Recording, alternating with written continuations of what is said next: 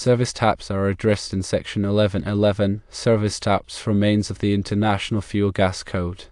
IFCA 1111.4 General outlines several key regulations. Firstly, service taps shall not exceed 4 inches in size.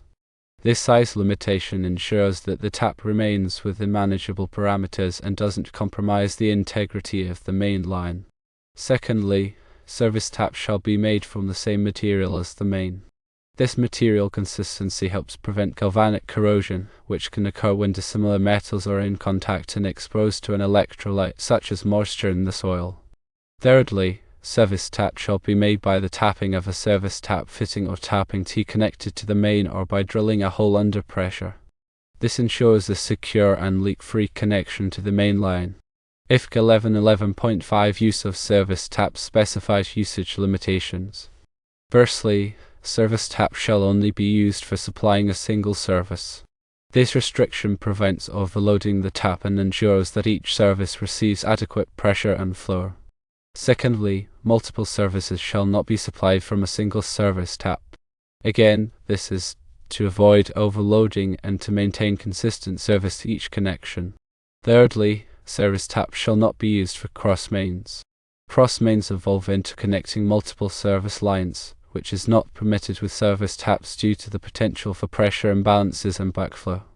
IFCA 1111.6 Location of service taps addresses suitable placement. Firstly, service taps shall be located at a point where the service will be readily accessible for inspection, maintenance, and replacement. Easy accessibility is crucial for routine inspections and necessary repairs, ensuring that any issues can be quickly addressed. Secondly, service taps shall not be located where they may be subjected to mechanical damage or excessive heat. Protection from physical damage and heat exposure is vital to prevent leaks and other failures. Thirdly, service taps shall be located a minimum of 18 inches from the main and at least 6 inches from the outer surface of the main casing. These distance requirements help prevent damage to the main line during installation and maintenance. IFCA 1111.7 Installation provides guidance on proper procedures. Firstly, service taps shall be installed in accordance with the manufacturer's instructions.